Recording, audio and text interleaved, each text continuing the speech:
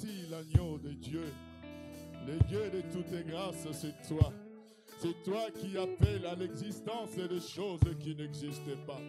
C'est toi qui nous as appelés ce matin de pouvoir nous approcher de ton trône saint. Oui, de verser ton onction, de verser ta gloire ce matin.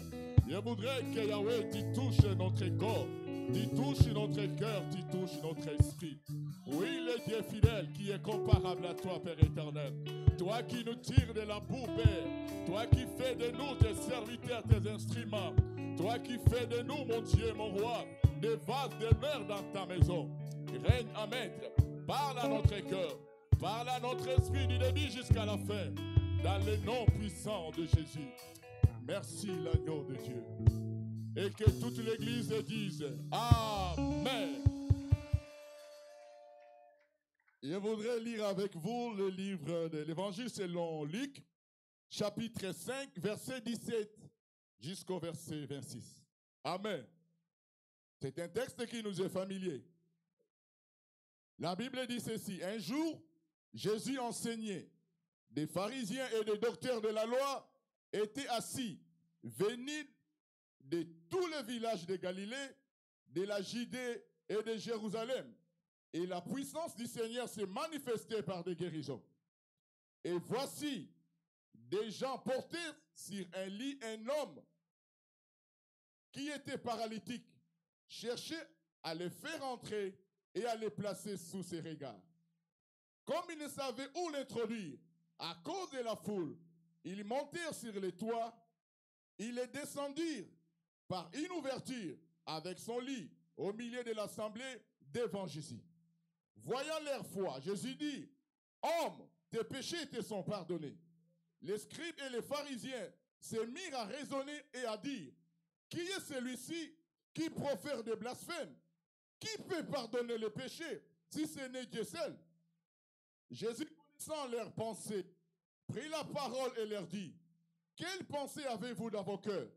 Lesquelles est plus aisé de dire, tes péchés te sont pardonnés, ou de dire, lève-toi et marche? Or, afin que vous sachiez que le Fils de l'homme a sur la terre le pouvoir de pardonner les péchés, je te leur donne, dit-il au paralytique, lève-toi, prends ton lit et va dans ta maison. » Et à l'instant, il se leva en leur présence, prit les lits sur lesquels il était couché.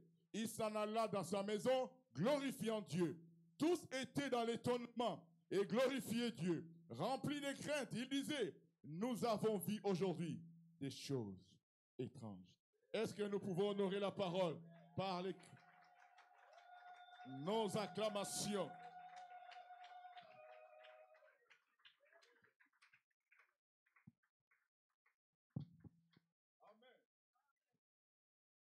Aujourd'hui, le thème, je voudrais vous entretenir sur la pleine guérison. Mon objectif est simple, c'est de vous encourager à aspirer à une pleine guérison, c'est-à-dire du corps et de l'âme. L'homme n'est pas qu'un corps, n'est pas qu'une matière biodégradable. Il est également constitué de l'âme, qui est immortelle, mais qui est appelé à passer l'éternité, soit aux côtés de notre Seigneur, soit dans la géhenne, dans l'enfer éternel. Aujourd'hui, nous venons de suivre un texte merveilleux. La Bible nous apprend qu'un jour, Jésus était en train d'enseigner.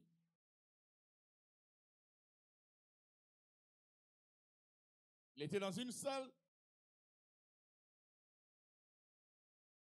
Il a eu beaucoup de monde. Au point que ceux qui étaient venus en retard n'avaient plus la possibilité de pouvoir accéder dans la salle. Mais il y a au moins une présence qu'il faille souligner. Premièrement, la présence des pharisiens et des docteurs de la loi venus, selon la Bible, de tous les villages, de la Galilée, de la Judée et même de la capitale Jérusalem. En fait, Il n'était pas venu pour être édifié. Il ne venait pas pour être enseigné, ni pour une conversion, devenir de vrais disciples. Il s'agissait en fait d'un comité d'investigation chargé de scruter de manière technique la prédication de Jésus dans l'objectif de trouver, de déceler, de détecter une faille pour porter les accusations et l'évacuer de la scène ecclésiale. La deuxième présence ici, c'est la présence du Maître, de Jésus, qui calmement dispensait l'enseignement.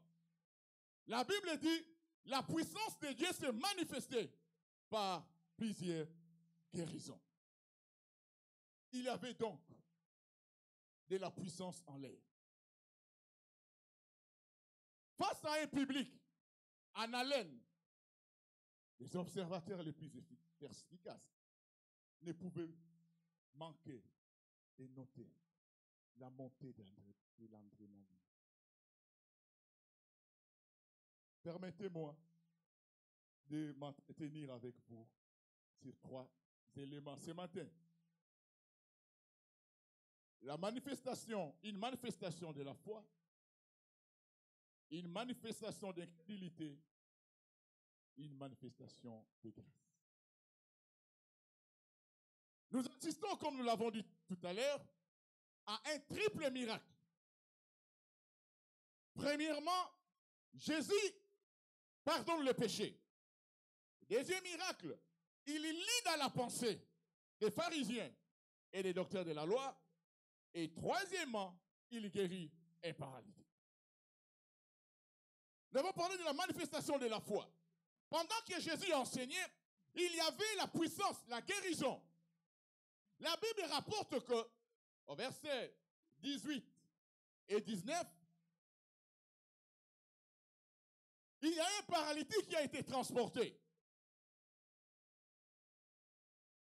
Les passages corollaires de Marc, chapitre 2, verset 3, il nous dit qu'ils étaient au nombre de 4. Ces 4 amis se sont résolus et disent non, nous avons un ami qui est paralytique, une connaissance. Mais Jésus est en train d'enseigner et nous savons qu'il a le pouvoir. Il a les capacités d'apporter la guérison. Ils se décident d'amener leurs amis dans son grabat. Il est transporté. Mais dès qu'ils arrivent à la porte d'entrée, il y avait l'impossibilité d'accéder. Puisque toute la maison était remplie. Vous connaissez les pharisiens.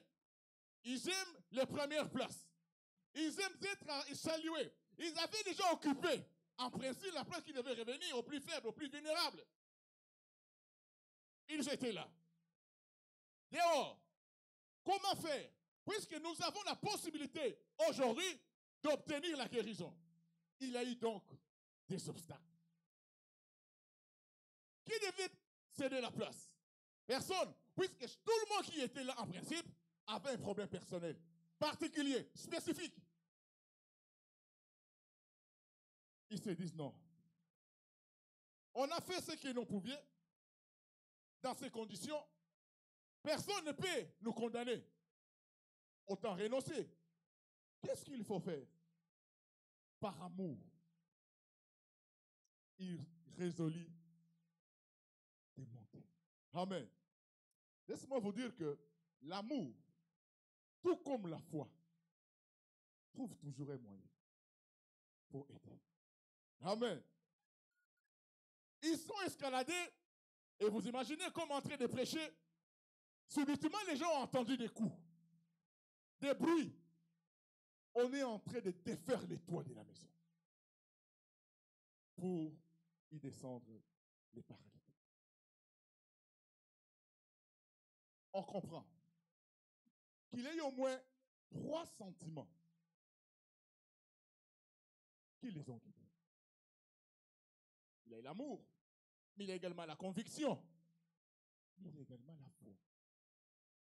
lorsque nous parlons de l'amour, dans la mesure où c'est par amour que ces hommes n'ont pas voulu abandonner leurs frères. Ils sont allés jusqu'à vandaliser les toits de la maison pour trouver une issue qui pouvait leur permettre d'introduire leurs frères dans la présence du Seigneur Jésus-Christ. Laisse-moi te dire que leur amour, c'est la raison première de la délivrance de ces malades. Si nous lisons la Bible nous dit, Dieu a tant aimé le monde qu'il a donné son Fils, afin que quiconque croit en lui ne périsse point, mais qu'il ait la vie éternelle. Autrement dit, Dieu a ainsi défait les toits du monde pour envoyer son Fils en sacrifice. L'amour, ce n'est pas seulement un simple sentiment, c'est une véritable dynamique d'action. L'amour se mesure à travers les actions que nous posons, à travers les interventions que nous apportons à l'égard de ceux qui sont avec nous, nonobstant les obstacles qui peuvent surgir sur notre chemin. Quelqu'un qui est mis par l'amour ne calcule pas.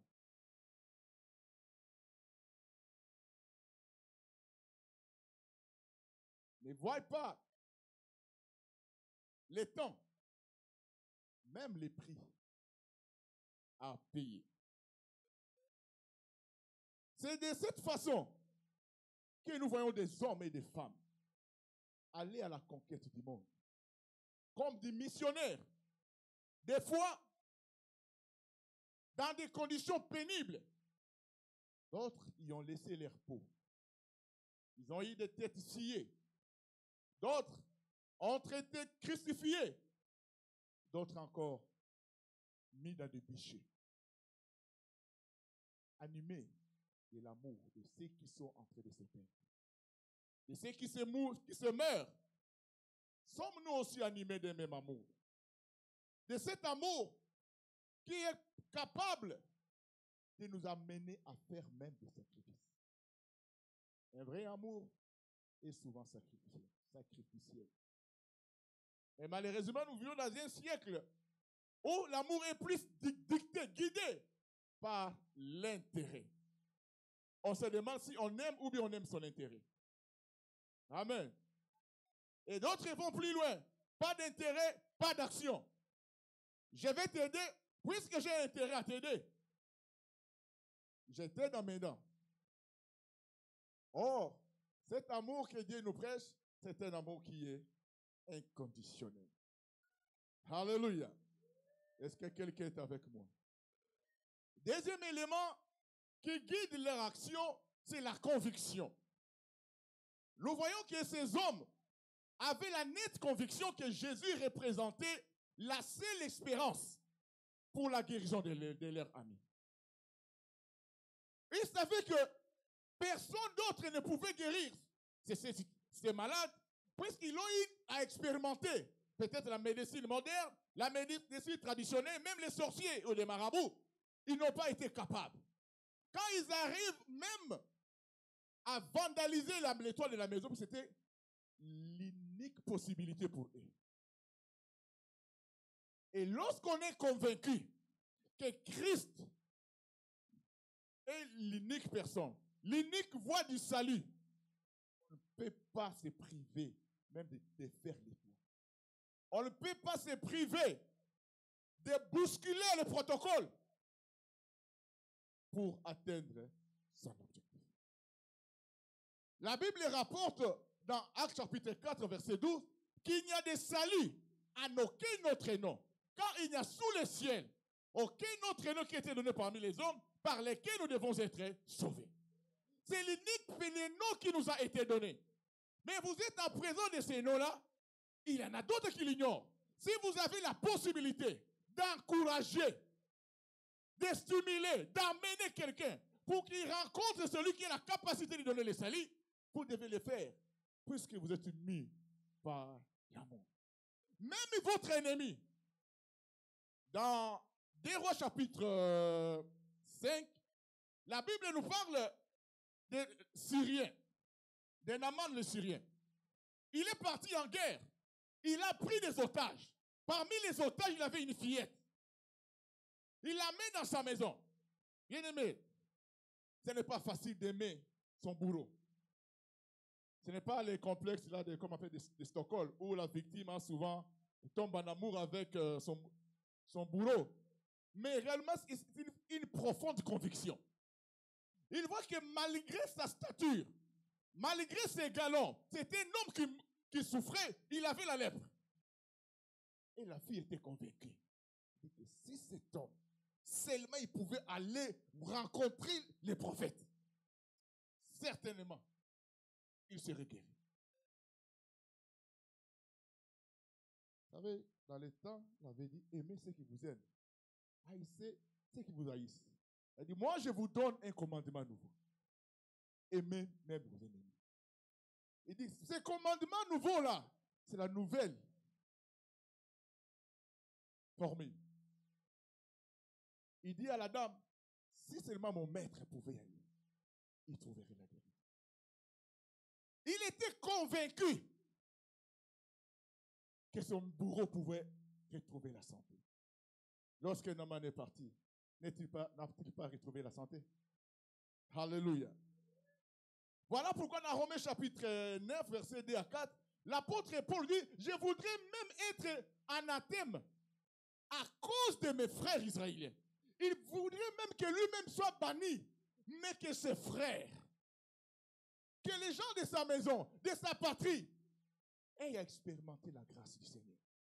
Qu'ils puissent entrer en contact de celui qui a la possibilité d'apporter le salut dans leur vie.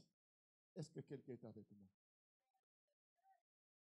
Troisième élément, non seulement ils étaient guidés par l'amour, ils étaient guidés par la conviction, mais également il fallait être un homme de foi.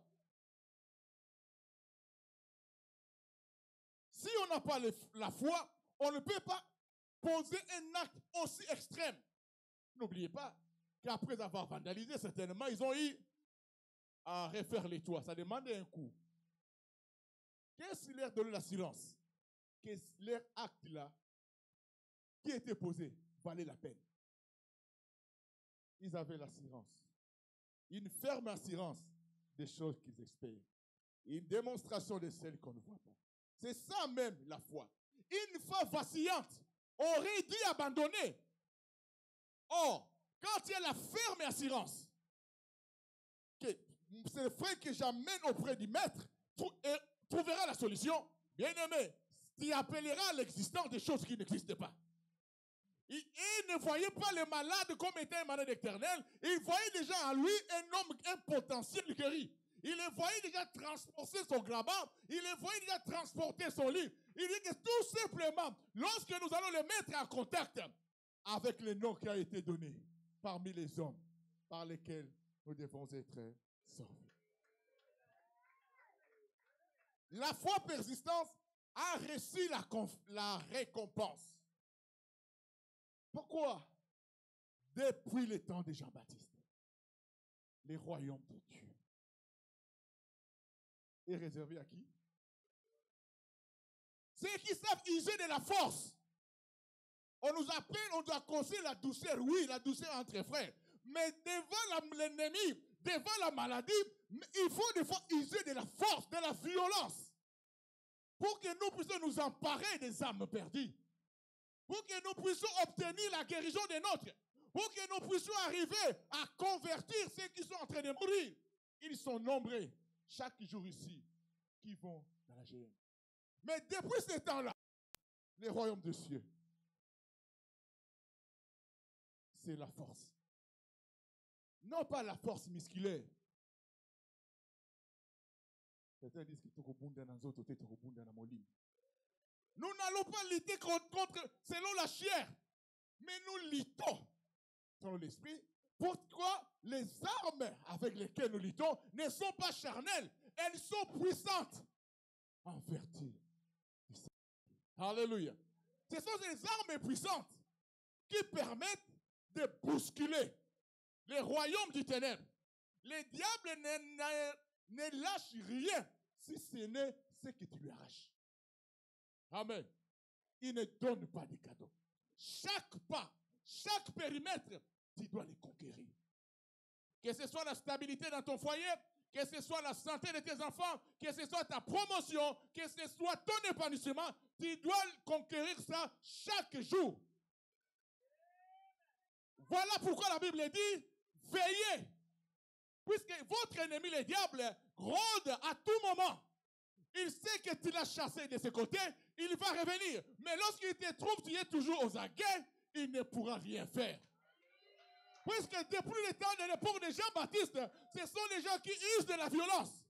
Lorsque tu dors, tu es en train de bâtir comme Néhémie, dans une main, on est en train d'avoir, je ne sais pas, l'instrument de construction, mais à gauche, il y a l'épée. Il sait qu'à tout moment, l'ennemi peut surgir. Il peut venir de l'Orient, il peut venir de l'Orient. Quel que soit le moment, que ce soit dans la vallée, que ce soit dans la montagne, que ce soit dans la profondeur des eaux, j'ai mon arme avec moi, j'ai le nom qui est au-dessus de tous les noms, et ce nom-là, c'est une bombe. Amen.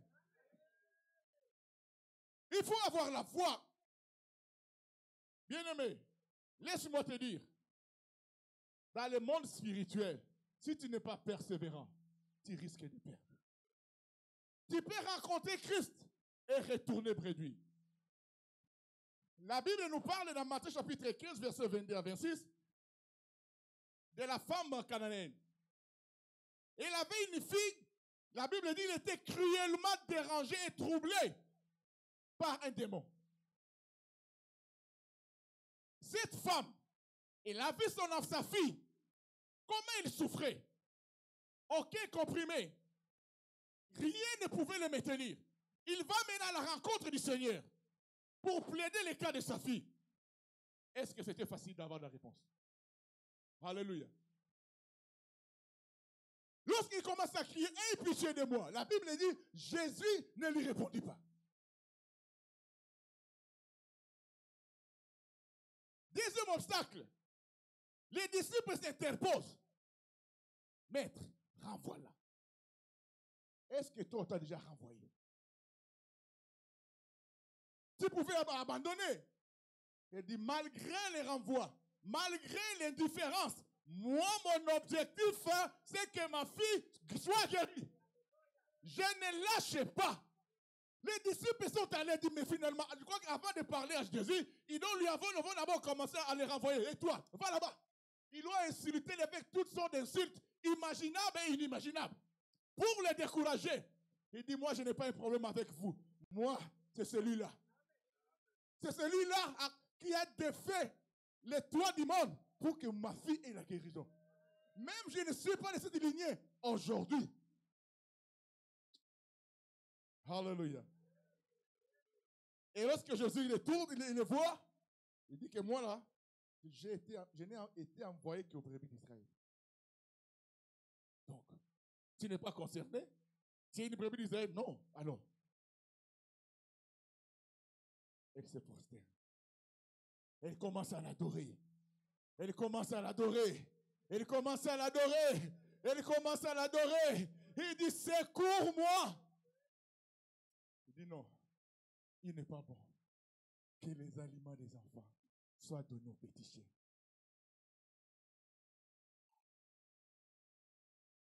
Bien aimé, elle pouvait s'arrêter par là. Il dit, mais là, vous avez dépassé les limites. L'admissible.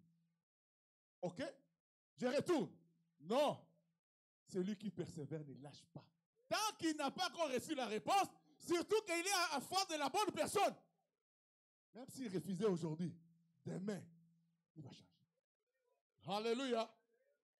La Bible dit que même les petits chiens, j'accepte d'être traité de petits chiens, mais pourvu que ma fille soit guérie. Pourvu que ma fille ne souffre plus. Pourvu que ma fille soit en paix dans son mariage. Pourvu que ma fille embrasse des enfants dans son mariage. Pourvu que mon enfant puisse trouver du travail là où il est. Et même le petit chien dit, ta foi est grande. À l'instant même, sa fille fut guérie. Lorsque la dame rentre et trouve sa fille avait la joie. Elle dit, maman, tu étais à 15 heures, mais c'est correct. Il ne savait pas c'était à quel prix. Alléluia. Il ne savait pas c'était à quel prix. La foi qui pave la voie à la manifestation du puissance de Dieu doit être prête à payer le prix. Alléluia. La foi qui ouvre les toits, la foi qui veut ouvrir l'activation de la puissance de Dieu dans la vie doit être capable de payer le prix. Es-tu prête à payer le prix? Alléluia. Alléluia. On comprend que la puissance de Dieu s'active par l'amour, par la conviction et par la foi. Si nous avons retenu quelque chose, nous pouvons avancer au deuxième point, la manifestation de l'incrédulité, verset 20. Au verset 23, la Bible dit, voyant leur foi, Jésus dit, homme, tes péchés te sont pardonnés. Les scribes et les pharisiens se mirent à raisonner et à dire, qui est celui-ci qui profère des blasphèmes, qui peut pardonner les péchés si ce n'est Dieu lui-même? Jésus, connaissant leurs pensées, prit la parole et leur dit, quelle pensée avez-vous dans vos cœurs? Lesquels est plus aisé de dire, tes péchés te sont pardonnés, ou de dire, lève-toi et marche. En réalité, lorsqu'on lit ce bout de phrase, ces fragments de la parole, on comprend que les vrais paralytiques, ce n'était pas celui qu'on transportait sur le lit. Les vrais paralytiques, c'était ces pharisiens, ces docteurs de la loi, qui étaient incapables d'imaginer que les fils de Dieu avaient entre ses mains tous les pouvoirs, y compris de la rémission des péchés. Amen. Au lieu de l'amour, il y a moins des attitudes que ces pharisiens et les docteurs de la loi font preuve, montrent. Et ces deux attitudes constituent aujourd'hui un handicap, un obstacle à la manifestation de la puissance de Dieu dans la vie de beaucoup de fidèles, de beaucoup de membres de Dieu. Alléluia. La première attitude, c'est l'indifférence. Au lieu de témoigner de l'amour à l'égard de ceux qui souffrent, à l'égard de ceux qui sont envoûtés, qui sont possédés. Vous savez, il y a des gens, même parmi nous ici, qui des fois la nuit ne dorment pas. Alléluia. D'autres ont des visitations nocturnes. Les hommes de nuit les dérangent, même en étant mariés. Il y a des femmes de nuit et des sirènes qui les dérangent. S'ils ne sont pas pris en charge spirituellement, comment pourront-ils avoir la paix? Alléluia. Ils se montrent indifférents. Ils n'agissent pas.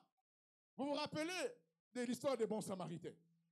La Bible rapporte dans le livre de Luc, chapitre 10, verset 25 et suivante. Jésus était en train d'enseigner un docteur de la loi. La Bible dit, s'éleva pour l'éprouver. D'abord, c'est un signe d'impolitesse. Alors que tout le monde est assis, y compris le maître. Lui se permet de se mettre debout pour éprouver le maître. Il dit, que faut-il faire pour que je puisse hériter le royaume de Dieu? Et Jésus comprend, il dit que je n'ai pas de réponse à donner. Il faut lui amener, puisqu'en posant la question, il avait déjà la réponse. Alléluia. Il dit, que lis-tu? Il est écrit, tu aimeras ton prochain de tout ton cœur, tu aimeras ton Dieu également. Bien, ok, va et fais de même. Comme ces hommes avaient perdu toute notion d'amour et du prochain, ils posent encore la question, un docteur, qui est mon prochain? Il dit, bon, laisse-moi te dire qui est ton prochain. La Bible dit qu'un jour, il prend une parabole. Quelqu'un revenait de Jéricho, au milieu de la rue, il trouve des brigands. Il est dépouillé. Il est maltraité. Ils ont tout ça, il les laisse pratiquement dans les comas. Mais des personnes qui avaient la connaissance de Dieu, de la parole, un sacrificateur, un lévite, sont passés l'un après l'autre. C'est tellement il sortait de l'église. Après avoir lu les rouleaux, après avoir rappelé les promesses de l'Éternel, après avoir rappelé les commandements de l'Éternel, quand ils arrivent en route là, ils trouvent le monsieur qui était quasi mort. Dans l'indifférence, il y passe. Oh, avec son rouleau de la parole. D'autres disent que moi je n'utilise pas, moi je prêche avec les rouleaux. Je prêche avec les rouleaux. Il a le ministère. Le deuxième est passé. Mais un Samaritain. Un Samaritain, pour les Juifs, ce n'était pas une référence. C'était constitué comme une race diluée qui avait perdu la foi. Il s'était marié avec les Assyriens, des étrangers. Mais un Samaritain, quand il est arrivé là où étaient les malades, il ne s'est pas montré indifférent. Il a approché, il a touché. Il comprend que son cœur battait encore. Il a mis sur son âne. Il l'a amené à l'hôpital et dit, faites toutes les interventions possibles. Je vous laisse un gage. Si ce n'est pas possible, je reviendrai. Mettez ça sur mon compte. Lequel peut être considéré comme étant le prochain. Amen. Amen. Deuxième attitude de ces pharisiens et les docteurs de la loi, non seulement ils sont indifférents, mais également, ils donnent libre cours à la critique. Ils critiquent même ceux qui posent de bonnes actions, alors eux-mêmes ne sont pas capables d'en poser même un seul. Tu veux aider quelqu'un de l'église, ah, il est fait pour qu'on le voie. Il veut qu'on cite son nom. Qu'est-ce qu'il pense? Alléluia. Tu veux faire ceci, mais finalement c'est quoi? Mais si tu es incapable de faire quelque chose, ne critique pas celui qui le fait par amour du Seigneur. Alléluia. C'était un docteur de la loi. Vous vous rappelez lorsque Jésus est arrivé dans Genèse, Jean chapitre 9, dans la tribu, dans la piscine de Bethesda, il y trouve des malades, des paralytiques, il y trouve un homme qui était là, 38 ans, attendant d'obtenir la guérison. À chaque fois que quelqu'un le dévançait, personne ne venait à son secours. Lève-toi, prends ton lit, marche. Il prend son lit, il commence à marcher, et finalement les hommes là, les docteurs de la loi, mais non, il n'était pas permis d'apporter ça les jours du sabbat. Eux, mon Dieu, est-ce que tu me regardes bien? Tu regardes bien. 38 ans, je n'ai pas marché. 38 ans, j'ai vu des générations passer devant moi. Aujourd'hui, je suis guéri. Tu veux me rappeler la loi? Il n'est pas... Même si c'est le savoir, je vais les violer. Alléluia. Je dis, mais non, c'est lui qui m'a guéri, m'a dit, lève-toi, prends ton lit, marche. Où est mon problème? Je lui ai dit, non, Jésus est l'instant. Hein? On est sabbat. Hein? Tu ne peux pas me lever. Tu dois d'abord rester comme ça. Comme ça, je serai en paix avec les pharisiens, avec les docteurs de la loi. Oh, bien-aimé, tu n'as pas besoin de la faveur des pharisiens, ni des docteurs de la loi. Tu as besoin de l'obéissance de la parole de Jésus. Laissez-les critiquer. Mais si tu obéis à la parole de Jésus, ils comprendront qu'ils ne peuvent rien faire. La Bible dit,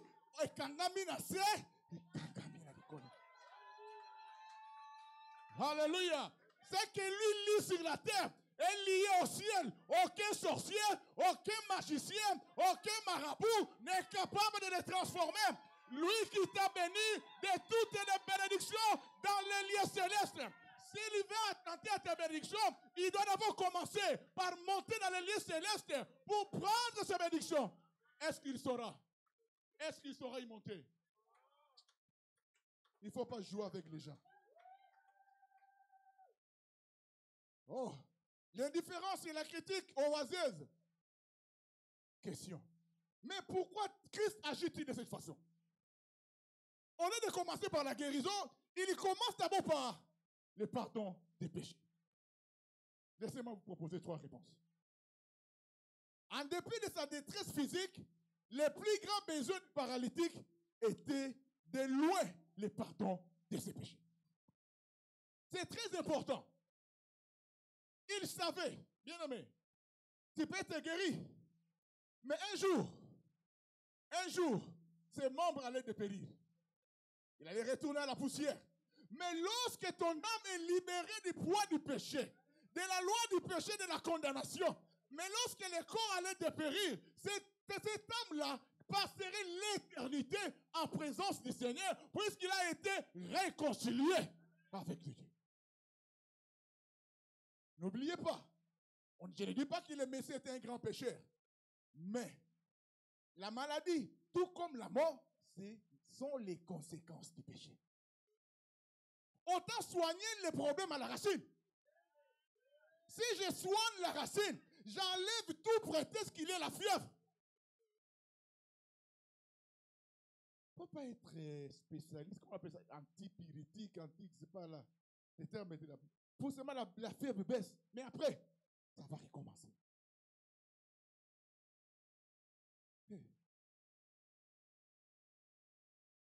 Les péchés représentent une œuvre plus grande que tout autre. Bien aimé, Jésus-Christ n'a pas été envoyé sur la terre uniquement pour guérir des infections urinaires, ni des maux de tête. Il a d'abord été envoyé pour libérer l'homme du poids du péché. C'est tellement important puisqu'il a payé de sa vie. Mettons les choses en bonne priorité. Ce qui a coûté le sang sur la croix, c'est pour que l'humanité soit réconciliée avec son Père. Puisqu'il a eu la séparation de l'homme avec Dieu, depuis la chute à Adam, il l'a chassé de la présence de Dieu. Mais il fallait qu'il soit réconcilié. Il fallait payer le prix. C'est le prix du sang. La Bible dit, sans effusion du sang, il n'y a pas de pardon de péché. Les chants des boucs ne faisaient que couvrir. Lorsque Jean-Baptiste la vit, il dit, voici l'agneau de Dieu qui ôte le péché du monde. C'est lui qui ôte. Mais quand on ôte le péché, ton péché est ôté. Bien-aimé, tu reprends la communion en présence du Seigneur. Même si tu devais mourir aujourd'hui, tu diras que la mort est pour moi un avantage. Lorsque dans Actes chapitre 6, on est en train de lapider Étienne, la Bible dit, il était, je crois, à genoux, son corps recevait des coups de pierre, recevait des moellons, en train de s'affaiblir. Il était en train de saigner, mais il a levé les yeux. Il a vu Jésus debout, assis à la droite du Père. Il a vu la gloire. Il a vu la gloire. On est en train de le recevoir. Il dit, Père, Père, Père, ne leur impute pas ces péchés. Ne leur impute pas le péché, puisqu'il sait que le corps ne peut pas l'empêcher d'entrer en contact avec Dieu. Cet homme a dû sentir une grande élévation intérieure. Laisse-moi te dire une chose. Peut-être que les autres choses, on les verra au niveau de la série. Jésus, dans la foi. Laisse-moi te dire, notre premier objectif, j'aime bien lire ce que le pasteur Badi nous dit, que le premier objectif d'un chrétien, c'est le royaume de Dieu. Alléluia. C'est l'objectif numéro 1. Je vais dans les enseignements fondamentaux de la foi. C'est doit être notre préoccupation première. Lorsque je reçois Seigneur Jésus comme Seigneur Sauveur, c'est puisque tu veux hériter le royaume de Dieu et non pas être guéri de ton rhumatisme. Le rhumatisme, Dieu va les soigner, mais demain tu vas retomber le rhumatisme. Lazare a été ressuscité, après il est encore mort. Aya disait si tu vas le trouver encore vivant. Mais s'il avait gardé la communion, aujourd'hui il vit éternellement. C'est-à-dire qu'au niveau de la foi, Jésus n'a pas besoin de ta foi pour te sauver. Jésus dans la Bible, il a guéri les gens qui n'avaient pas la foi. Dans la Bible, Jésus a guéri les gens qui avaient une foi vacillante. Dans la Bible, Jésus a guéri les gens qui avaient la foi. Vous vous rappelez de dire lépreux.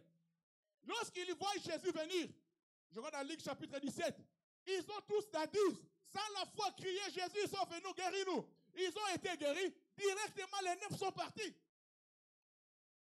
Un seul est revenu. Quand celui-là est revenu, qu'est-ce qu'il y a au verset 19? Lève-toi, vois ta foi t'a sauvé. Les autres étaient guéris, mais ils n'étaient pas sauvés. Jésus a guéri les gens qui avaient une foi vacillante, une foi qui tremblote un peu. Vous vous rappelez lorsque L'ange Gabriel a été envoyé chez le sacrificateur Zacharie. Il était en plein exercice de son ministère. Il dit que ta femme sera enceinte et il va donner naissance à Jean-Baptiste. Elle dit comment cela sera possible? Je suis vieux et ma femme est avancée en âge. Il dit que je suis Gabriel, je me tiens devant Dieu. J'ai été envoyé pour t'attester ces choses. Puisque tu as douté, sache qu'à partir d'aujourd'hui, tu ne parleras plus jusqu'à ce que les choses vont s'accomplir. La langue qui n'est pas capable de parler le langage de la foi doit être réduite en silence. Et on l'a réduit en silence. Il a eu Jean-Baptiste. Lorsqu'on lui a posé la question, il a rappelé. Il dit c'est Jean-Baptiste. La Bible dit, à partir de ce jour-là, sa langue fut déliée. Jésus a guéri les gens également qui avaient la foi. Rappelez-vous de Bartimée. Il a crié. On a voulu l'empêcher. Il a continué à crier à haute voix. Jésus, fils de David, aie pitié de moi. Il dit, laissez-le venir. Quand il est arrivé, verset 42, il dit que recouvre la vie, ta foi t'a.